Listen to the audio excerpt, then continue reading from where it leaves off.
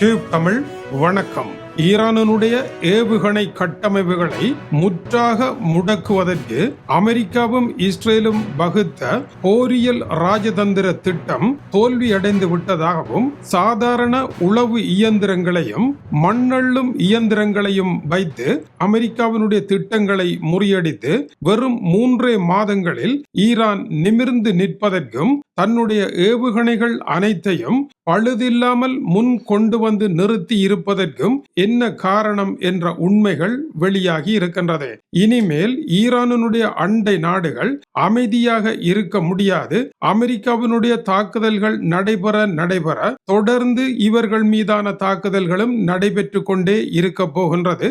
இனி மத்திய கிழக்கு நாடுகள் ஈரானுடைய அன்றாட தாக்குதல்களுக்கு பழக்கப்பட்ட நாடுகளாக வாழ்வதை தவிர அவர்களுக்கு மாற்று வழி கிடையாது என்பதும், அமெரிக்காவினாலும் இஸ்ரேலினாலும் ஈரானை வெற்றி பெறுவது கடினம் என்பதும், ஈரானுடைய ஏவுகணை நகரங்கள் என்று கூறக்கூடிய அதிசய திட்டம் ஒன்றை இப்பொழுதுதான் ஐரோப்பிய நாடுகளும் அமெரிக்காவும் கண்டறிந்திருக்கின்றன.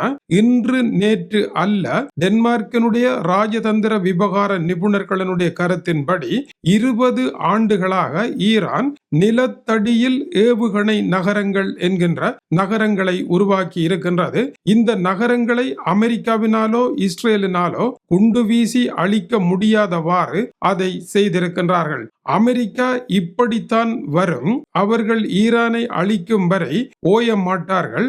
அமைதி என்பது எப்பொழுதுமே பொய்யானதாகத்தான் இருக்கும். அவர்கள் வெற்றி பெற முடியாது என்கின்ற நிலைமையை ஈரானில் உருவாக்குவதன் மூலம்தான் அவர்களை பின்வாங்க செய்ய முடியும். அதற்கு இந்த ஏவுகணை நகரங்களே பொருத்தமானது என்று, ஒரு நகரம் அழிந்தால் அது பற்றி கவலையே இல்லை, இன்னொரு இடத்தில் அது இருக்கும்.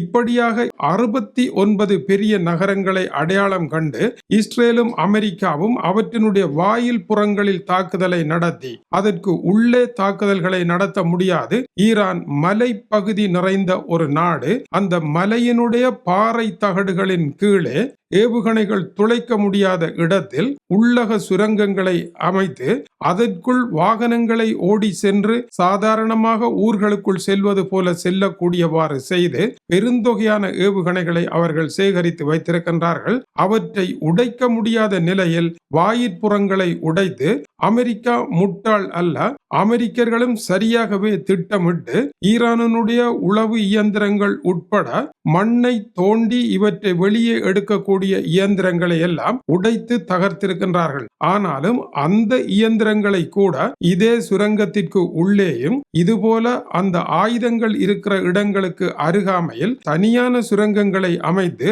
அதற்குள் இந்த கருவிகளை வைத்து சாதாரணமாக நிலம் கிண்டுகின்ற, நிலநடுக்கம் ஏற்பட்டால் அதிலிருந்து மக்களை மீட்கின்ற சின்ன சின்ன கருவிகளை வைத்து மிக விரைவாக அவர்கள் தங்களுடைய ஏவுகணைகளை வெளியே எடுத்து 50 பெரும் சுரங்கங்களில் இருந்து இப்பொழுது தாக்குதலை நடத்த தயாராகி விட்டார்கள். இதற்கு முன்னர் அமெரிக்காவினுடைய ஆரம்ப கட்ட தாக்குதலில் அவர்களினால் எல்லா ஏவுகணைகளையும் எடுத்து பாவிக்க முடியாத அளவிற்கு இந்த வாய் பகுதிகள் அடைக்கப்பட்டாலும் கூட இப்பொழுது சுரங்கங்களினுடைய வாய்கள் திறந்து விட்டன, ஏவுகணைகள் வெளியே வந்து விட்டன.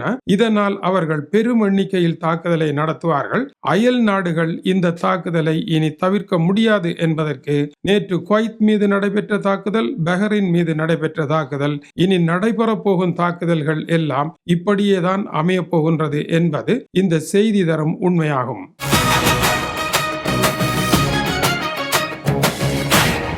கலிபோர்னியாவில் அமைந்திருக்கும் ஜேம்ஸ் மார்டின் ஏவுகணை பரவலாக்க பிரிவினுடைய பேராசிரியர், ஏவுகணை நகரங்கள் என்பது அமெரிக்கா கற்பனை பண்ண முடியாத ஒன்றாக இருந்திருக்கின்றது என்று குறிப்பிடுகின்றார். சுரங்கங்களினுடைய வாயில் புறங்களை அழித்த அமெரிக்காவினாலும் இஸ்ரேலினாலும் உள்பகுதியை அழிக்க முடியாமல் போய்விட்டது என்று அந்த அமைப்பினுடைய பேச்சாளர் சாம் லியர் தெரிவிக்கின்றார். இந்த திட்டமானது ஈரான் அமெரிக்காவுடன் சமாதானமாக வாழ முடியும் என்கின்ற நம்பிக்கையை 100% இல்லாத ஒழித்த பின்னர் செய்திருக்கின்ற நடவடிக்கையாகவே இருக்கின்றது. அமெரிக்காவுடன் உறவாக வாழ முடியும் என்று ஈரான் கனவிலும் கற்பனை செய்யவில்லை என்பதையும் அவர்களுடைய இந்த செயல் காட்டுகின்றது. ஈரானுடைய இந்த மீண்டெழுகையானது டொனால்ட் ட்ரம்பிற்கு அரசியல் ராஜதந்திர தோல்விதான் என்று சாம் லியர் கூறுகின்றார். அமெரிக்காவினால் ஏன் ஏவுகணை கட்டமைப்பை முறியடிக்க முடியவில்லை? முறியடிக்க முடியாத இடங்களில் அது இருந்திருக்கின்றது. அதனால் தான் அதை வெளியே கொண்டு வர முடியாத அளவிற்கு தாக்குதலை நடத்தி இருக்கின்றார்கள். அதற்கு முன்னதாக காரியத்தை முடித்து விடலாம் என்று நினைத்திருக்கின்றார்கள். காரியத்தை முடிக்க முடியவில்லை. எல்லாமே கைமீறி சென்று விட்டது. இந்த சுரங்கங்களை சேட்டலைட்டுகளினால் துப்பறிந்து கண்டுகொள்வதும் நடவடிக்கை எடுப்பதும் இயலாத காரியம் என்றும் அவர் சுட்டிக்காட்டுகின்றார். அமெரிக்கா, இஸ்ரேல் என்கின்ற இரண்டு ராணுவ வல்லரசுகளினுடைய தாக்குதலில் இருந்து தங்களுடைய வியூகம் தப்பி பிழைத்திருக்கின்றது என்றால் இனிமேல் இவர்களுக்கு பயப்பட தேவையில்லை என்ற உறுதியான இடத்திற்கு ஈரான் வருவதற்கும் இந்த போரே காரணமாக அமைந்துவிட்டது என்றும் அவர் சுட்டிக்காட்டுகின்றார். இப்பொழுது ஏற்பட்டிருக்கின்ற நிலைமை 2015 ஆண்டு முன்னாள் அமெரிக்க அதிபர் பராக் ஒபாமா ஈரானுடன் எழுதிய ஒப்பந்தத்தை 2018 ஆண்டு கிழித்தறிந்த டொனால்ட் ட்ரம்ப் இப்பொழுது பராக் ஒபாமாவினுடைய ஒப்பந்தத்தை கூட போட முடியாத அளவிற்கு பின்தங்கிய நிலையில் இருக்கின்றார்.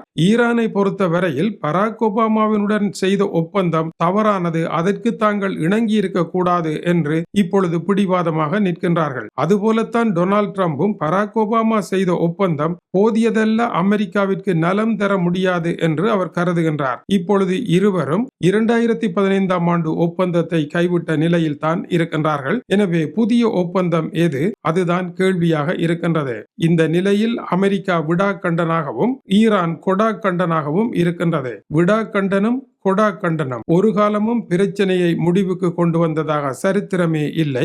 இதனால் அயல் நாடுகள் நிம்மதியாக இனி உறங்க முடியாது என்பதே இன்றைய அமெரிக்கா ஈரான் போர்க்களத்தினுடைய ஆய்வுகளாக இருக்கின்றன. அதேவேளை இஸ்ரேலும் லெபனானும் அமெரிக்காவின் தலைநகர் வாஷிங்டனில் செய்து கொண்ட ஒப்பந்தம் வெற்றி என்று குறிப்பிட்டாலும் அந்த ஒப்பந்தத்தை ஏற்க முடியாது என்று ஹிஸ்புல்லா அமைப்பு நிராகரித்திருக்கின்றது. லெபனானுடைய அதிபர் யோசெப் அவுக்கிடம் இந்த தகவலை அவர்கள் உத்தியோகபூர்வமாக அறிவித்திருக்கின்றார்கள். இந்த பேச்சுவார்த்தைக்கு தாங்கள் உடன்பட வேண்டுமாக இருந்தால் இது ஹிஸ்புல்லா இல்லாமலே பேசப்பட்டது. முதலில் இஸ்ரேலிய படைகள் முற்றாக லெபனானில் இருந்து வெளியேற வேண்டும். இது உடனடியாக நடைபெற வேண்டும். இரண்டாவது, வாழிடங்களை விட்டு வெளியேறிய மக்கள் திரும்பி மறுபடியும் தங்களுடைய வாழிடங்கள் வந்து சேர வேண்டும். மூன்றாவது, போரினால் அளிக்கப்பட்ட இடங்கள் அனைத்தும் இஸ்ரேலின் செலவில் மீள்கட்டமைப்பு செய்யப்பட்டு மறுவாழ்வு ஏற்படுத்தப்பட வேண்டும்.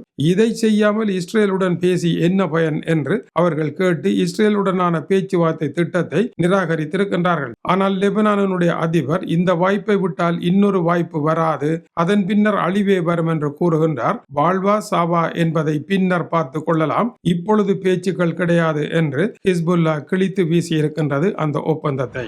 வணக்கம். எதிர்கால உலகம் என்பது AI தொழில்நுட்பத்தின் உலகம்தான். இந்த AI தொழில்நுட்பத்திற்கு நாங்கள் இணைவாக்கம் அடைய தவறுவோமாக இருந்தால் நாங்கள் காலத்தினால் தூக்கி வீசப்படுவோம். இதனால் AI தொழில்நுட்பத்துடன் இணைந்து பணியாற்றும் வேலைகளின் ஓர் அங்கமாக எம்மால் உருவாக்கப்பட்டு கொண்டிருக்கின்ற நீதானே வானம் சாட்சி என்கின்ற AI மற்றும் மனிதர்கள் இணைந்த புதிய திரைப்படத்திற்கான காணொளி பயிற்சிகளில் ஈடுபட்டிருக்கின்றோம். இலங்கையில் தயாராக இருக்கின்ற இந்த திரைப்பட முயற்சியில் பயிற்சி காணொளியினுடைய AI இசையமைப்பில் உருவாகிய AI வடிவமைப்பில் கொண்டு வரப்பட்ட புதிய டிசைனில் உருவாக்கிய காணொளியை நாளை உங்களுக்காக தர இருக்கின்றோம். இன்றைய உலக மாற்றத்தை அறிந்து கொண்டிருக்கும் நீங்கள் நிச்சயமாக இதையும் அறிய வேண்டும். ஏனென்றால் உங்களுக்கு இது அவசியம் என்பதனால் இத்தகைய முயற்சிகளை செய்து உங்களுக்கு தருகின்றோம். தயவு செய்து பாடல் எதற்கு என்று கேட்காதீர்கள். இங்கு உலக செய்திகள் தான் முக்கியம் என்று கேட்காதீர்கள்.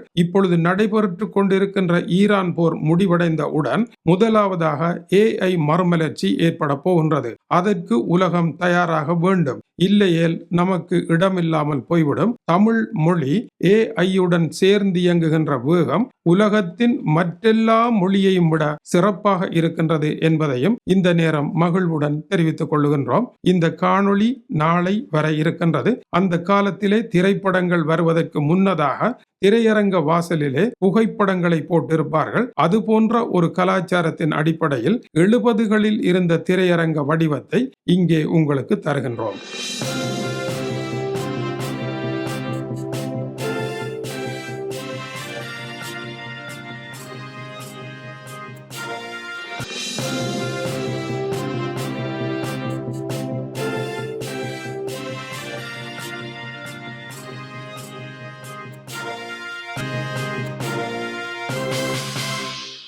இது டியூப் தமிழனுடைய உலக செய்திகளுக்காக டென்மார்க்கில் இருந்து கீசே துறை. வணக்கம் உறவுகளே.